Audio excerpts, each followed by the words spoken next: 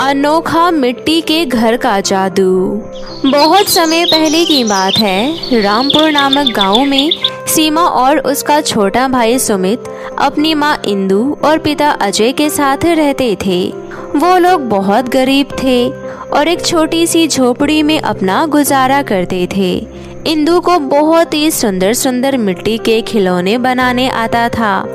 इंदु अपने हुनर से सुंदर सुंदर मिट्टी के खिलौने बनाया करती थी और सीमा के पिता उस खिलौने को बाजार में ले जाकर बेचा करते थे। खिलौने बेचकर अजय को जो कुछ भी पैसे मिलते उसी से उसके घर का गुजारा चलता था। ऐसे ही समय बीत रहा था। तभी एक दिन इंदु अपने पति से कहती है, सुनो जी, आप हर रोज अकेली ही खिलौने बेचने जाते हो। इतने में हमारे घर का गुजारा नहीं हो पा रहा। आपको पता है घर में राशन भी बहुत कम बचा है। अगर ऐसा ही चलता रहा तो एक दिन हमें भूखा ही रहना पड़ेगा। इसलिए मैं कहती हूँ कि मैं भी आपके साथ खिलौने बेचने चलूंगी। अरे भाग्यवान, तुम एक साथ इतना काम कैसे करोगी? तुम घर भी संभालती हो, बच्चे भी संभालती हो और मिट्टी के खिलौने भी बनाती हो और मेरे साथ खिलौने बेचने भी जाओगी? नहीं नहीं, मैं इतना बोझ तुम पर नहीं डालना चाहता। कोई बात नहीं जी, आप मुझे अपने साथ खिलौने बेचने के लिए लेकर चलिए। हम दोनों अलग अलग खिलौने बेचेंगे तो ज्यादा कमाई होगा और हम दोनों मिलकर अपने बच्चों का अच्छे से पालन पोषण भी कर पाएंगे, क्योंकि हमारे बच्चे को अच्छे से खाना पीना भी नहीं मिल पा रहा है। मैं अपने बच्चों को भूखे नहीं देख सकती। इंदु बहुत ही जिद करने लगती है। तभी अजय मान जाता है और दोनों अलग अलग मिट्टी के खिलौने लेकर बेचने के लिए चले जाते हैं। खिलौने ले लो, खिलौने, सुंदर सुंदर मिट्टी के खिलौने ले लो। ऐसी ही आवाज लगा लगा कर इंदु सारे मिट्टी के खिलौने बेच देती है। वहीं दूसरी तरफ अजय भी जोर जोर से आवाज लगाकर मिट्टी के खिलौने बेचता है। दोनों अलग अलग खिलौने बेचने गए थे, इसलिए आज दोनों की कमाई अच्छी हो जाती है और अपने बच्चों को खाने के लिए मिठाई लेकर आता है। मिठाई देखकर दोनों भाई बहन बहुत ही ज्यादा खुश हो जाते हैं। तभी सीमा अपने माता पिता से कहती है, माँ, पिताजी, ये मिठाई तो बहुत ही स्वादिष्ट है। कितने समय बाद हम ये मिठाई खा रहे हैं। मैं तो मिठाई का स्वाद ही भूल गई थी, लेकिन आज मैं बहुत खुश हूँ, क्योंकि आपको तो पता है कि मुझे मिठाई बहुत पसंद है। हाँ दीदी, आप सही कह रहे हो। ये रसगुल्ला तो बहुत ही ज्यादा टेस्टी है। सूखी रोटी खा खा कर दिन काट रहे थे, आज रसगुल्ला खाकर मन खुश हो गया। इंदु और अजय अपने दोनों बच्चों को खुश देखकर बहुत खुश होते हैं। अब ऐसे ही इंदु रात भर जागकर खिलौने बनाती और सुबह अजय के साथ बाजार जाकर खिलौने बेचा करती थी। और जिस दिन ज्यादा खिलौने बिकता था उस दिन अपने बच्चों के लिए बाजार से ही स्वादिष्ट पकवान लेकर आती। लेकिन तभी एक दिन इंदु और अजय दोनों एक गंभीर बीमारी का शिकार हो जाते हैं और उसी बीमारी में दोनों की मृत्यु हो जाती है। पूरे घर में मातम सा छा जाता है। सीमा और सुमित दोनों बहुत रोते हैं। तभी सीमा बोलती है, माँ, पिताजी, आप दोनों हमें ऐसे अकेले छोड़कर क्यों चले गए? अभी तो हमें आप दोनों की बहुत जरूरत थी। आप दोनों हमें ऐसे छोड़कर कैसे जा सकते हैं? अब हम दोनों भाई बहन क्या करेंगे? अब तो हम दोनों भाई बहन अनाथ हो गए। हम दोनों का आपके सिवा इस दुनिया में कोई नहीं है। दीदी, माँ पिताजी हमसे बात क्यों नहीं कर रहे हैं? देखो तो दीदी, दोनों कैसे आराम से सो रहे हैं। मैं कब से माँ पापा को आवाज लगा रहा हूँ, लेकिन ये दोनों तो मेरा एक भी नहीं सुन रहे हैं। दीदी, आप माँ से कहो ना कि वो मेरी बात सुने। सुमित, माँ पिताजी हम दोनों को हमेशा हमेशा के लिए छोड़कर इस दुनिया से चले गए, लेकिन मेरे प्यारे भाई, तुम चिंता मत करो, मैं हूँ ना।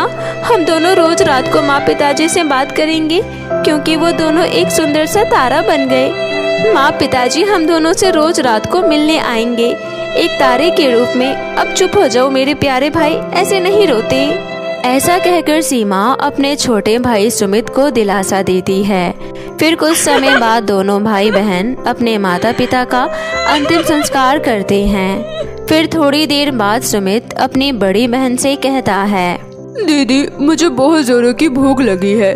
प्लीज दीदी, मुझे कुछ खाने के लिए दे दो। दीदी जब माँ खिलौने बेचकर आती थी तो वो हमें अपने हाथों से खाना खिलाती थी, फिर उसके बाद अपनी गोद में लेकर मुझे लोरी गाकर सुलाती थी।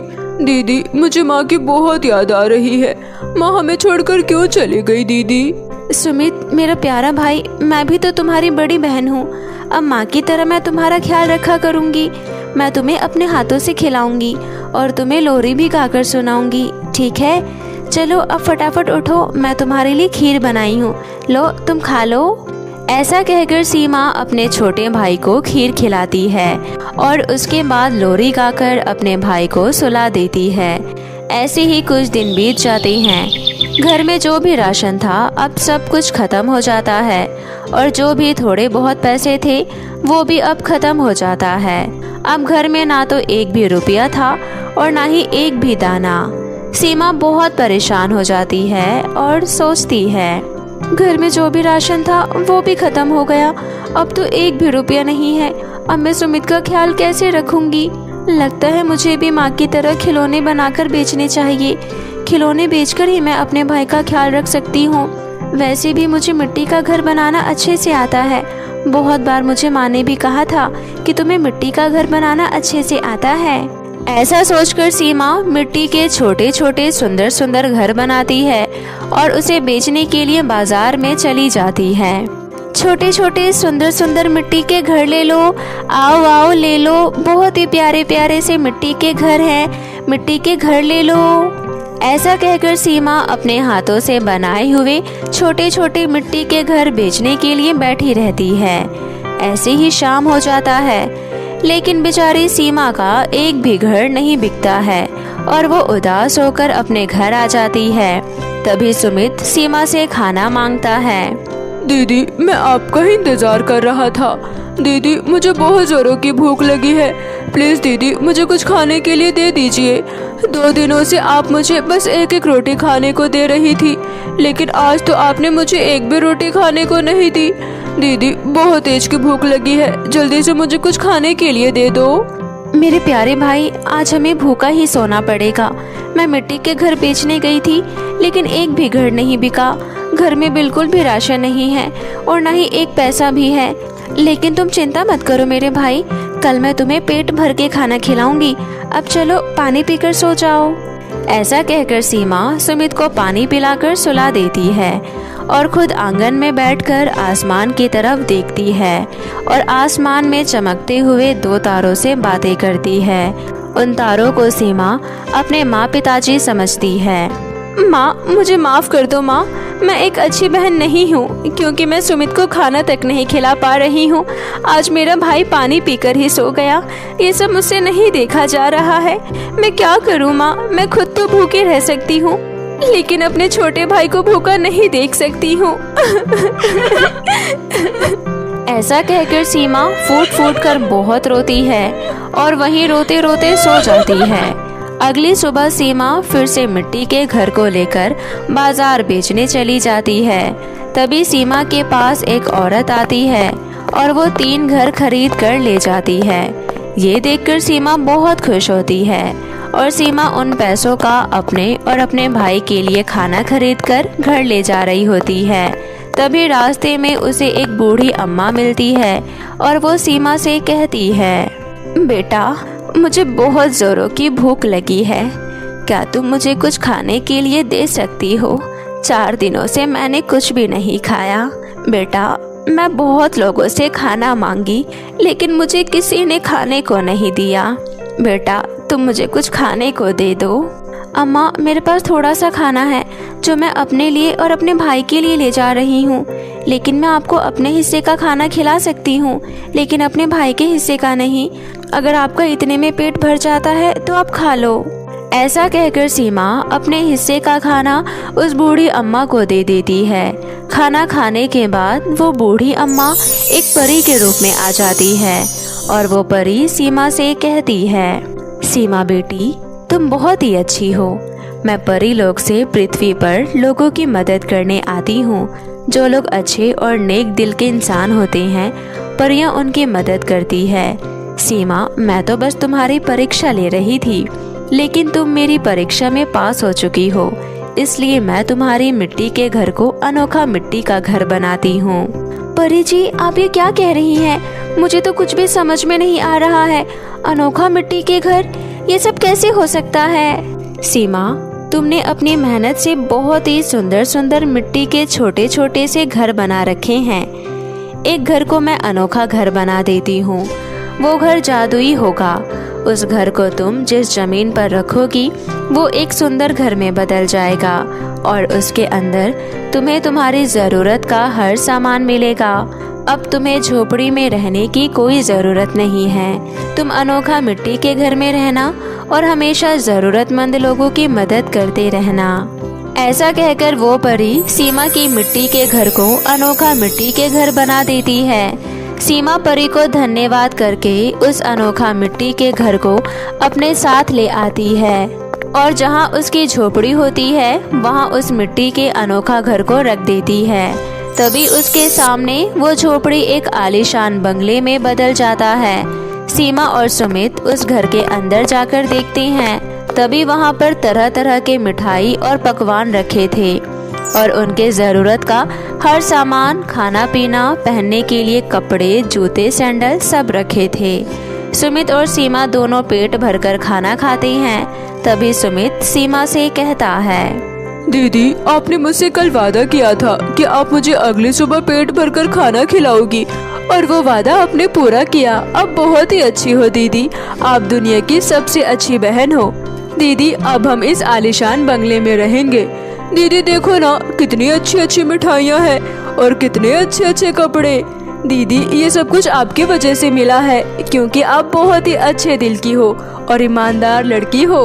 सुमित, हमें तो सब कुछ मिल गया, लेकिन हमारे जैसे ना जाने कितने अनाथ बच्चे हैं। सीमा के इतना कहते ही अनोखा मिट्टी के घर के जादू से बहुत सारे सोने से भरे मटके आ जाते हैं। तभी सीमा समझ जाती है कि हमें इन सोने के सिक्कों का क्या करना चाहिए। अगले दिन सीमा और सुमित दोनों मिलकर गरीब, अनाथ और ज़रूरतमंद लोगों में सोने का सिक्का बांट देते हैं, जिसकी वजह से पूरे गांव में सीमा और सुमित की बहुत प्रशंसा होती है और दोनों भाई बहन भी अनोखा मिट्टी के घर के जादू से आलीशान बंगले में खुशी खुशी अपना जीवन व्यतीत करते हैं। सोने का फ्रॉक और चांदी का केक। पूजा अपनी माँ ममता के साथ एक छोटे से घर में रहती थी। कुछ साल पहले ही एक हादसे में ममता के पति का देहांत हो गया था, जिसके बाद ममता पूरी तरीके से अकेली हो गई थी और वह सिर्फ अपना सारा प्यार और ध्यान अपनी बेटी पूजा पर ही देती थी। पूजा शहर के बहुत अच्छे स्कूल में पढ़ती थी। वह पढ़ाई में बहुत ही अच्छी थी। पूजा के स्कूल चले जाने के बाद ममता घर का सारा काम खत्म करके अपने घर के पास ही एक छोटा सा दुकान खोलकर उसमें समोसे बेचने का काम किया करती थी। ममता को बहुत ही अच्छा समोसा बनाना आता था। पति के गुजर जाने के बाद ममता का समोसा बेचना ही कमाई का एकमात्र जरिया था और उसी से उसके घर का गुजारा चलता था। वहीं दूसरी तरफ पूजा के स्कूल में विनीता नाम की एक लड़की पढ़ती थी। विनीता शहर के एक बहुत बड़े बिजनेसमैन की बिगड़ी हुई बेटी थी। वह बहुत ही ज्यादा घमंडी और बदतमीज लड़की थी। वह हमेशा पूजा को परेशान करती और हमेशा उसे चिढ़ाती रहती थी। यह देखो, समोसे वाली की बेटी भी अब इतने बड़े स्कूल में पढ़ने आई है। घर पर रहकर अपनी माँ के साथ तू भी समोसे बेचा कर। यह पढ़ाई लिखाई तुम जैसे गरीब लोगों के लिए नहीं है। यह बोलकर विनीता अपनी सहेलियों के साथ हंसने लगती है। विनीता, कौन सा काम हमारे बस का है और कौन सा काम हमारे बस का नहीं, यह बताने की तुम्हें कोई जरूरत नहीं है। तुम बस अपने पढ़ाई की फिक्र करो। हम गरीब लोग एक टाइम भूखे रहकर भी पढ़ाई कर लेंगे। फिक्र तो तुम करो, जो इतने ऐसो आरामों के बाद भी हर बार हर सब्जेक्ट में 0 नंबर लाती हो। इतने में क्लास में टीचर भी आ जाती है। सबका होमवर्क चेक करने के बाद टीचर विनीता की खूब डांट लगाती है। विनीता, तुम फिर आज होमवर्क करके नहीं लाई? विनीता, पढ़ाई पर थोड़ा ध्यान लगाया करो। तुम बिल्कुल भी पढ़ाई नहीं करती हो। अरे, इस पूजा को देखो, बेचारी के तो पापा भी नहीं है, फिर भी पढ़ाई में कितनी अच्छी है। तुम्हारे पास तो हर एक चीज की सुख सुविधाएं हैं, फिर भी तुम बिल्कुल भी नहीं पढ़ती हो। मैं लास्ट बार तुम्हें समझा रही हूँ, अगर इस बार भी परीक्षा में तुम्हारे अच्छे मार्क्स नहीं आए तो मैं तुम्हारे पिता से तुम्हारी कंप्लेन कर दूंगी। सॉरी मैम, डैड को कुछ मत बताना, मैं अब से मन लगाकर पढ़ाई करूंगी। विनीता की यह बातें सुनकर सभी बच्चे हंसने लगते हैं। यह सब देखकर विनीता को बहुत ही ज्यादा गुस्सा आता है। आज इस समोसे वाले की वजह से मुझे इतना कुछ सुनना पड़ा। अरे मेरे पास किसी भी चीज की कोई कमी नहीं है, इसलिए मुझे पढ़ाई लिखाई का भी कोई आवश्यकता नहीं है, लेकिन मैं इस समोसे वाले की बच्ची को सबक सिखाए बिना नहीं छोड़ूंगी। अगले दिन पूजा जब स्कूल से आती है तो रास्ते में ही विनीता अपने कुछ सहेलियों के साथ खड़ी होती है और वह पूजा को जोर से धक्का देकर उसे नीचे जमीन पर गिरा देती है। अरे विनीता, तुमने मुझे धक्का क्यों दिया? मैं तुम्हारी शिकायत प्रिंसिपल से कर दूंगी। अरे जा, मैंने तुम्हें कोई धक्का वक्का नहीं दिया है, समझी? खुद तो चलना आता नहीं है, आई बड़ी शिकायत करने वाली। तुम्हें बताओ फ्रेंड्स, क्या मैंने इस समोसे वाली को धक्का दिया है? नहीं विनीता, तुमने कोई धक्का नहीं दिया है। सुन लिया ना तुमने, मैंने तुम्हें कोई धक्का नहीं दिया है। अब तू जिसे चाहे उसे जाकर बता दे, तेरी इन बातों पर कोई विश्वास नहीं करने वाला है, समझी? यह सुनकर सभी बच्चे पूजा पर हंसने लगते हैं। पूजा को यह सब देखकर बहुत ही ज्यादा गुस्सा आता है। अब यहाँ खड़ी खड़ी मुझे घूर क्यों रही है? चल निकल यहाँ से। पूजा गुस्से से वहाँ से बिना कुछ बोले चली जाती है। अरे जरा तेवर तो देखो इस समोसे वाले की, कितनी अकड़ है इसमें। तुम बिल्कुल सही बोल रही हो, हमें इसकी अकड़ निकालनी होगी। मैंने भी इसे जमीन पर लाकर नहीं पटका तो मेरा नाम भी विनीता नहीं। ऐसे ही कुछ दिन बीत जाता है। फिर एक बार विनीता का जन्मदिन आता है। विनीता के घर वाले ने उसके घर को बहुत ही अच्छे से डेकोरेट किया था। विनीता जब सो ही रही थी तभी सभी लोग विनीता को विश करने आते हैं। Happy birthday to you, happy birthday dear Vineeta, happy birthday to you. Oh wow, कितनी अच्छी सजावट कराई है आपने मॉम। बेटा ये तो कुछ भी नहीं है, आज शाम को हम अपनी प्यारी लाडली बेटी के लिए इतनी अच्छी पार्टी ऑर्गेनाइज करेंगे कि पूरा शहर देखता रह जाएगा। अब जाओ, तुम जल्दी से रेडी हो जाओ और तुम चाहो तो अपने दोस्तों को भी इस पार्टी में इनवाइट कर सकती हो। विनीता तैयार होकर स्कूल चली जाती है। अरे सुनो सभी लोग, आज शाम को मेरे घर में मेरे बर्थडे पार्टी है। मेरा ये पार्टी शहर की सबसे बड़ी पार्टी होने वाली है, इसलिए तुम सब आज शाम को मेरे घर पर जरूर आना। और सुन समोसे वाली, तुम भी जरूर आना। ठीक है विनीता, मैं आ जाऊंगी। सुनो, जरा अच्छे कपड़े पहनकर आना, अपनी नहीं तो कम से कम मेरी इज्जत का ही ख्याल कर लेना। शाम को पूजा अच्छे कपड़े पहनकर विनीता के बर्थडे पार्टी में जाती है। वाओ, कितनी सुंदर और अच्छी पार्टी है। इतनी बड़ी पार्टी तो मैंने आज तक नहीं देखी। तभी वहाँ पर विनीता आ जाती है। क्यों गुनगुन, आंखें फटी की फटी रह गई ना? ऐसी पार्टी तो तुमने जिंदगी में तो क्या कभी सपनों में भी नहीं देखी होगी। और हाँ सुनो, अब तुम आ ही गई हो तो खाना खा कर जाना। और यह जो तुम्हारे हाथ में सस्ता सा और घटिया सा गिफ्ट है ना, उसे बाहर डस्टबिन में डाल देना। मुझे तुम जैसे गरीब और छोटे लोगों के हाथ से गिफ्ट बिल्कुल भी पसंद नहीं, समझ गई? इतना बोलकर विनीता वहाँ से चली जाती है। पूजा को अपनी बेइज्जती होता देख बहुत ही बुरा लगता है। थोड़ी ही देर में विनीता केक काटती है और सभी को केक सर्व करती है। पूजा कोने में दूर खड़ी देखते रहती है। तभी विनीता केक का एक टुकड़ा लेकर पूजा के पास आती है। पूजा, ये लो केक खा लो, तुम्हारा तो बहुत मन कर रहा होगा ना? तुमने तो कभी इतना महंगा केक खाया भी नहीं होगा। कोई बात नहीं, आज खा लो, ये लो। पूजा केक खाने के लिए जैसे ही हाथ बढ़ाती है, विनीता केक को हाथ से छोड़ देती है और वह जमीन पर गिर जाता है और विनीता उस केक को पैर से मसल देती है। ओफो, यह केक तो जमीन पर गिर गया। तुम एक काम करो, ये जमीन से उठाकर खा लो। बहुत हो गया विनीता, मैं गरीब हूँ लेकिन कुत्ता नहीं, समझ गई? ज्यादा भाषण मत दे, समझी? आज मेरा जन्मदिन है, तू तो खुद के जन्मदिन पर मुझे एक टॉफी तक नहीं खिलाती और मुझसे उम्मीद करती है कि मैं तुम्हें केक खिलाऊं, वो भी इतना महंगा केक। चल भाग यहाँ से, भिखारी कहेगी। विनीता, तुम समझती क्या हो अपने आप को? तुम देख लेना, मैं इस बार अपने जन्मदिन पर तुमसे भी बढ़िया और बड़ा केक मंगवाऊंगी। तुम भी मेरी जन्मदिन पर जरूर आना और अपनी आंखों से खुद देख लेना कि मैं इस बार अपना जन्मदिन किस तरह धूमधाम से मनाती हूँ, समझी? केक तो दूर, तुम्हारे घर में जन्मदिन पर चॉकलेट ही आ जाए तो बहुत बड़ी बात होगी। यह सुनकर पूजा गुस्से में रोते हुए वहाँ से घर आ जाती है। पूजा को इतने गुस्से में देखकर उसकी माँ पूछती है, क्या बात है पूजा बेटा, इतने गुस्से में क्यों हो? माँ, तुम मेरा जन्मदिन कभी नहीं मनाती हो, इसलिए सब लोग मेरा बहुत मजाक उड़ाते हैं। माँ, कुछ दिनों बाद मेरा जन्मदिन है, क्या इस बार आप मेरे जन्मदिन पर एक अच्छा सा फ्रॉक और एक बड़ा सा केक नहीं लाकर दे सकती? मैं भी अपने दोस्तों को दिखाना चाहती हूँ कि मेरी माँ भी किसी के माँ बाप से कम नहीं। आप मेरे लिए फ्रॉक और केक लेकर आओगी ना माँ? बस इतनी सी बात के लिए मेरी लाडली ने मुंह बना रखा है। अरे क्यों नहीं, देखना इस बार मैं अपनी लाडली बेटी का जन्मदिन बहुत ही धूमधाम से मनाऊंगी। मैं तुम्हारे लिए वो घेरा वाला फ्रॉक भी लेकर आऊंगी और बड़े वाला केक भी। अब चलो हंसो हंसो मेरी रानी बिटिया। और फिर दोनों माँ बेटी हंसने लगती है। ऐसे ही दिन बीत रहे थे। फिर एक दिन विनीता पूजा से कहती है, अरे ओ समोसे वाली, आज तो तेरा बर्थडे है ना, और तुझे अपनी शर्त याद भी है या भूल गई?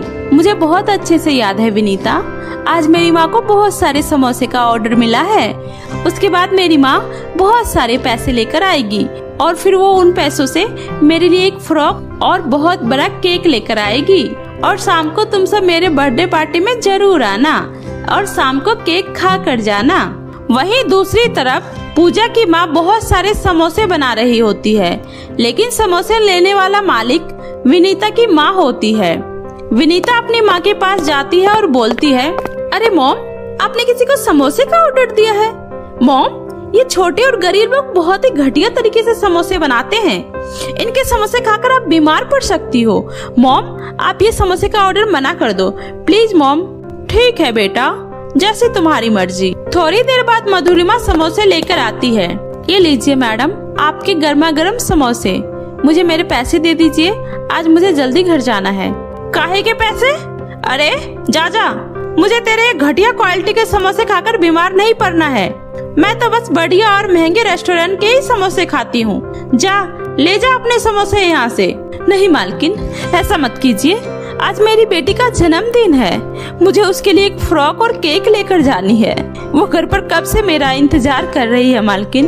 प्लीज मालकिन, ये समोसे ले लीजिए, ये मैंने बहुत ही अच्छे से बनाया है, यकीन ना हो तो खाकर देख लीजिए प्लीज मालकिन। अरे तुम तो गले ही पड़ गई हो, जब मैंने एक बार मना कर दिया तो कर दिया ना, समझ नहीं आता क्या?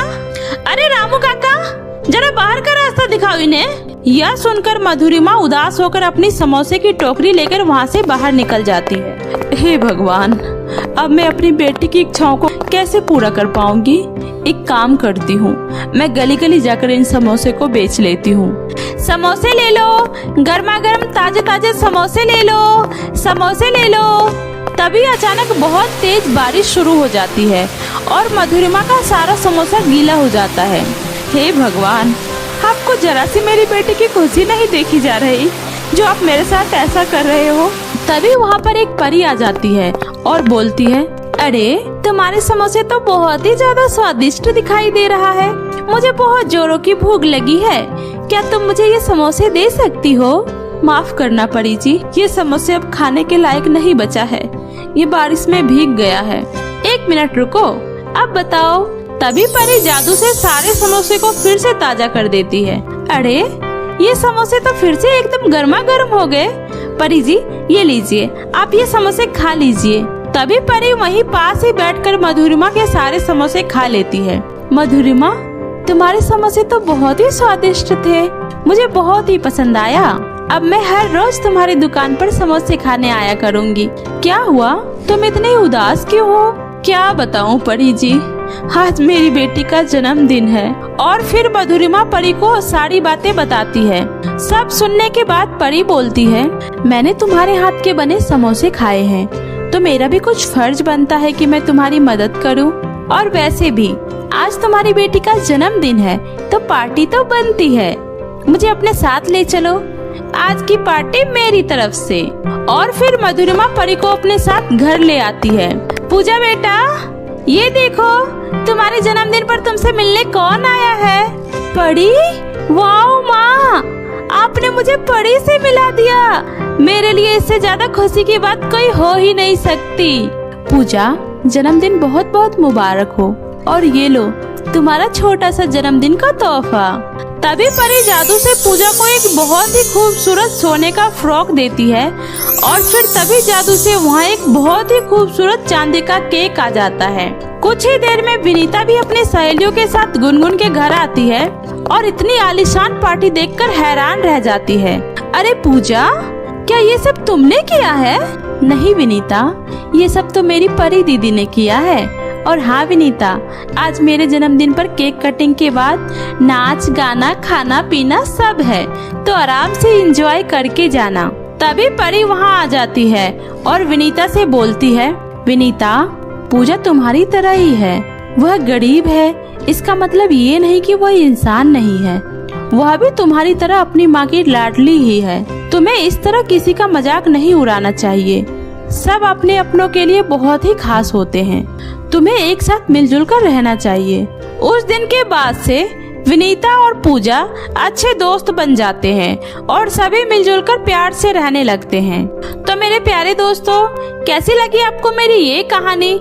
मुझे कमेंट करके जरूर बताएं। और कहानी अच्छी लगी हो तो इसे अपने दोस्तों के साथ भी शेयर करें। और हाँ दोस्तों, अगर आपने अब तक मेरे चैनल जादुई टीवी को सब्सक्राइब नहीं किया है तो जल्दी से नीचे लाल बटन दबाकर अभी सब्सक्राइब कर ले। तो मिलती हूँ ऐसे ही किसी नई मजेदार जादुई कहानी के साथ। तब तक आप अपना ध्यान रखें। बाय बाय दोस्तों।